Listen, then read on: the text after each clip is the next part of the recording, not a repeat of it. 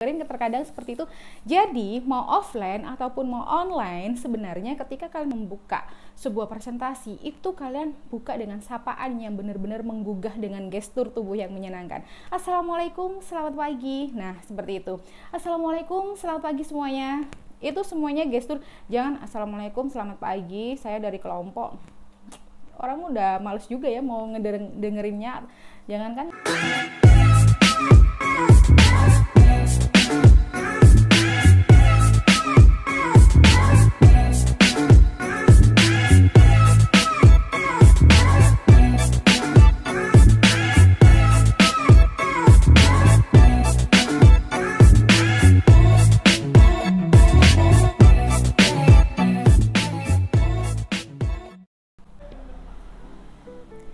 Assalamualaikum warahmatullahi wabarakatuh. Selamat pagi, selamat siang, dan selamat sore, selamat malam. Seperti biasa ya.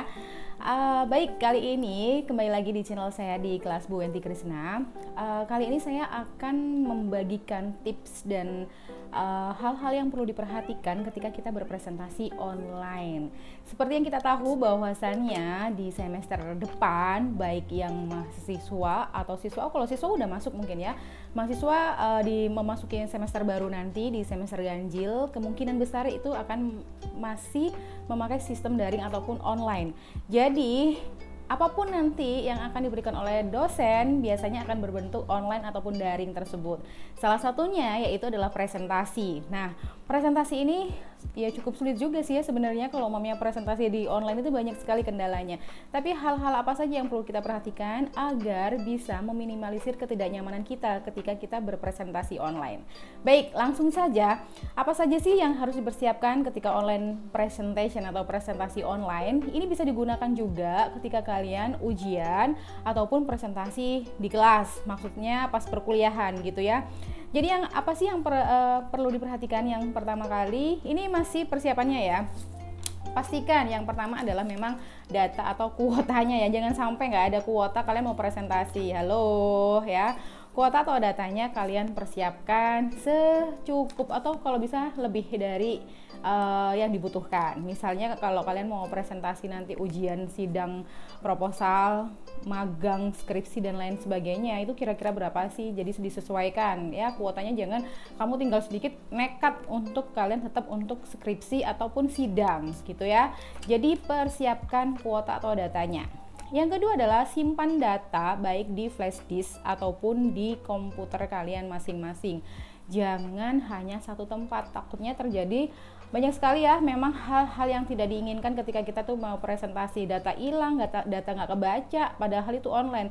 Kalau udah kayak gitu, data nggak kebaca, hilang dan lain sebagainya, lupa naruh di mana. Sebenarnya kalau lupa itu nggak mungkin ya, karena kalian memang harus kalian persiapkan. Tapi paling enggak memang kalian harus menyimpan beberapa data di beberapa tempat, yaitu komputer dan juga flash disk. Jangan sampai mengubah mood audiens, apalagi penguji, apalagi dosen pas di kelas gitu ya. Itu yang kedua. Yang ketiga, pastikan kalian, kalau dulu kelas saya pastikan kalian harus mempunyai satu kelompok minimal, kalian punya pointer untuk berpresentasi itu kalau di kelas secara offline. Tapi kalau sekarang saya memang sudah berpikir kalian tuh penting sekali yang namanya headset ya. Headset itu penting sekali. Buat apa? Biar kalian tuh fokus untuk mendengar dan juga menyampaikan apa yang harus disampaikan ketika online. Karena di headset itu juga sudah ada mic-nya. Jadi suaranya itu jadi satu gitu ya, menyatu. Nggak meleber, apa sih bahasa Jawanya gitu ya. Jadi nggak kemana-mana, nggak ngerempiang, apaan sih? Ya seperti itulah. Pastikan headset dan juga mic. Ya kalau kalian punya mic seperti ini lebih enak sekali sih. Jadi suaranya itu nggak pecah. Jadi enak didengarnya, kita juga ngomongnya juga enak. Kayak gitu. Headset atau mic. Tapi sebenarnya kalau headset sudah ada mic-nya sih ya. Rata-rata mahasiswa punya lah ya. Headset itu biasanya bawaan dari HP-nya juga ada. Yang keempat, jangan lupa share slide. Kok video? Share slide kalian yang akan dipresentasikan. Itu sudah harus dipersiapkan ketika kalian mau presentasi. Kalau dulu saya kalau di kelas mungkin biasanya tuh kan saya harus nunjuk gitu ya. Jadi nggak tahu siapa nih yang akan presentasi. Tapi kalau umamanya pandemi ini memang saya rubah sistemnya karena tidak memungkinkan hal-hal yang seperti itu dilakukan secara online. Jadi saya lebih membuat lebih ringan lagi lah, siapa besok yang presentasi dipersiapkan, jadi semuanya slide-nya harus juga dipersiapkan. Yang kelima adalah grooming. Saya tidak ingin lagi sebenarnya melihat mahasiswa itu ketika grooming itu penting ya, mulai dari baju, make up dan lain sebagainya itu harus tetap dilakukan ketika presentasi online, baik sidang atau ujian, baik di kelas gitu ya, kelas online. Jadi kalian kalau umamanya mau masuk kuliah, mau ujian, itu tetap make up itu harus on point gitu ya. Baik laki-laki maupun perempuan itu tetap, itu adalah etika. Kalian menghargai orang lain, tidak hanya menghargai seorang dosennya, tapi juga menghargai teman-teman yang lain. Masalahnya yang lain juga nggak pakai grooming-groomingan, Bu. Ya udah, kalau umamanya mereka tidak mau grooming-groomingan, saya yang akan menyuruh kalian grooming gitu ya. Enggak, itu beneran, itu adalah etika ketika kita berpresentasi. Apapun yang akan kalian lakukan itu adalah salah satu bentuk penghargaan kalian terhadap audiens kalian gitu. Jangan lupa grooming, make up, dan juga Bu, emang cowok pakai make up juga ya? Enggak, setidaknya kalian rapi lah gitu ya, meskipun cuma di rumah saja atau lagi di cafe, wifi-an, itu tetap kalian harus rapi. Pakailah baju yang memang layaknya kalian untuk ke kampus, bukan kaos oblong juga. Kalau nanti dinilai sama dosennya, pasti kalian juga akan nggak enak ya kan? Baik, itu hanya di persiapannya. Lalu kita masuk proses ketika sudah masuk di proses presentasi.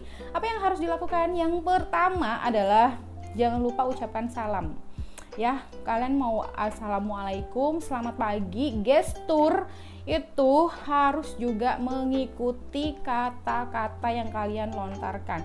Misalnya assalamualaikum selamat pagi gitu ya, bukan assalamualaikum selamat pagi. Ini soalnya online gitu ya.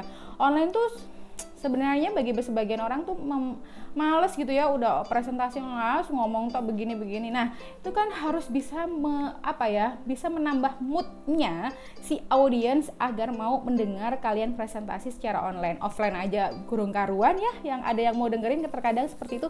Jadi mau offline ataupun mau online, sebenarnya ketika kalian membuka sebuah presentasi itu kalian buka dengan sapaan yang benar-benar menggugah dengan gestur tubuh yang menyenangkan. Assalamualaikum, selamat pagi. Nah, seperti itu. Assalamualaikum, selamat pagi semuanya. Itu semuanya gestur. Jangan assalamualaikum, selamat pagi, saya dari kelompok. Orang udah males juga ya mau ngedengerinnya. Jangankan ngedengerinnya, ngelihat aja udah gimana gitu ya. Gestur dan salam yang benar-benar menambah mood audience. Yang kedua adalah eye contact. Eye contact ini penting.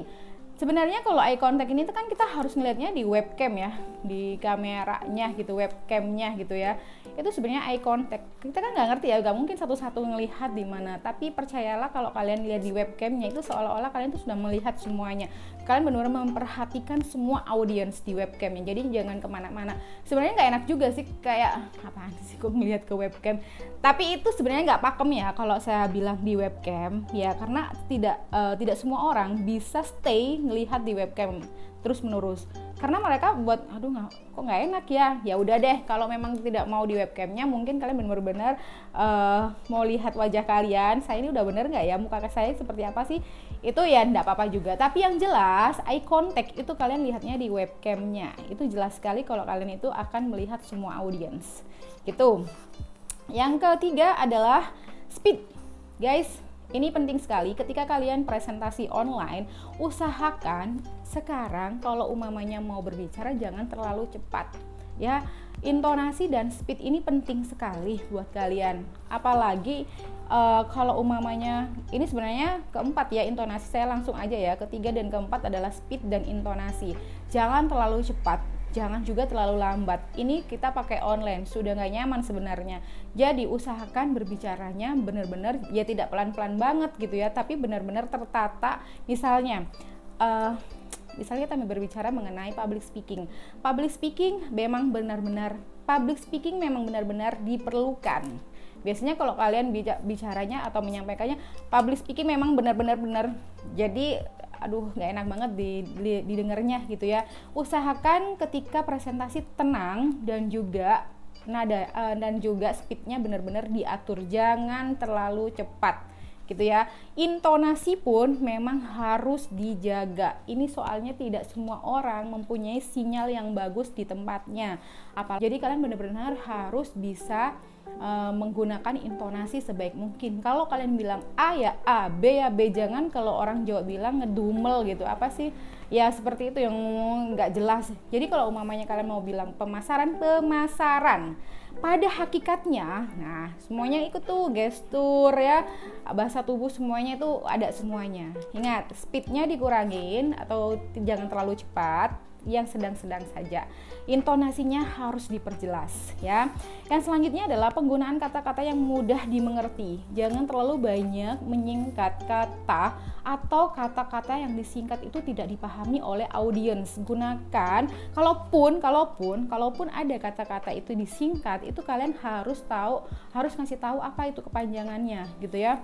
Umpamanya kepanjangannya adalah kebahagiaan bersama, KB gitu ya. Kita nggak ngerti KB itu apa, kebahagiaan bersama.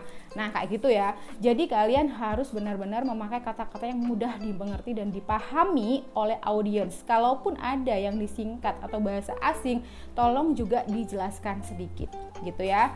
Itu adalah penggunaan kata-kata yang mudah dimengerti. Yang keenam adalah usahakan nge-mute semua audiens ketika kalian akan berpresentasi gitu ya. Semuanya diminta untuk nge-mute.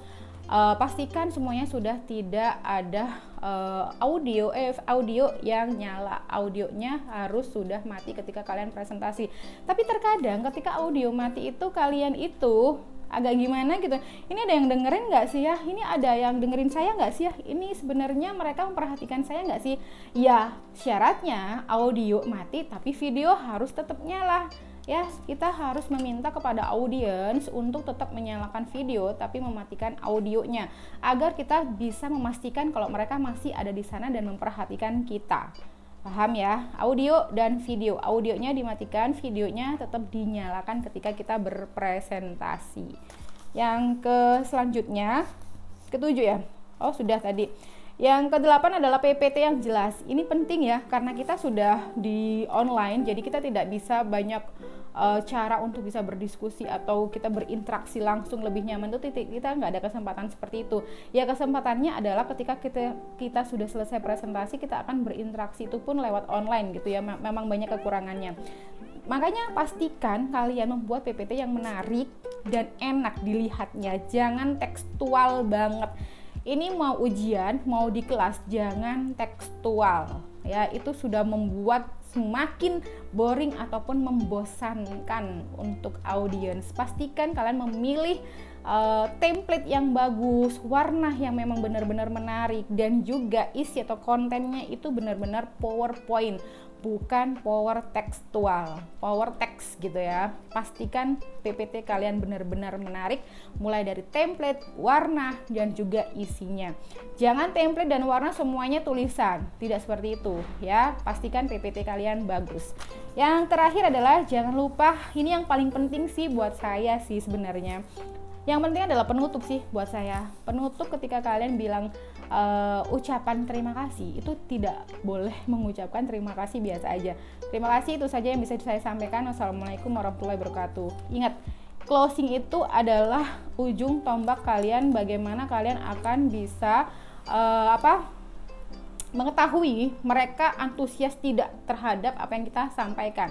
Kalaupun selama perjalanan presentasi itu mereka itu tidak terlalu antusias, pastikan di closing kalian benar-benar menambah moodnya si audiens untuk benar-benar bisa tertarik dengan apa yang sudah dibicarakan. Caranya adalah memang ketika kalian bilang terima kasih ini benar-benar kalian ucapkan dengan tulus, gestur dengan yang baik juga, dan pastikan kalian benar-benar menyapa semuanya. Terima kasih banyak atas perhatiannya. Senang sekali saya bisa menyampaikan materi ini dan saya harap bermanfaat. Muka dengan apa yang disampaikan ya berarti gestur ya, bahasa tubuh itu semuanya itu mengikuti kata-katanya. Terima kasih yang seperti ini itu menunjukkan kalau kalian tuh senang sudah menyampaikan ini dan berharap ini bermanfaat dan juga ada timbal balik dari audiens. Jadi moodnya tuh enak lagi kalau kalian kayak gitu. Terima kasih banyak atas perhatiannya dan juga partisipasinya. Senang sekali saya bisa berbagi. Semoga bermanfaat. Wassalamualaikum warahmatullahi wabarakatuh. Nah, seperti itu. Itu saja ya, semoga bermanfaat buat kalian. Tetap semangat di kuliah masa pandemi ini. Semester depan insya Allah kalau masih kita menjalankan proses perkuliahan daring, semoga kita masih bisa terus diberi kelancaran dan juga kesehatan, umur yang panjang dan juga selalu bahagia. Terima kasih banyak. Assalamualaikum warahmatullahi wabarakatuh. Semoga bermanfaat ya.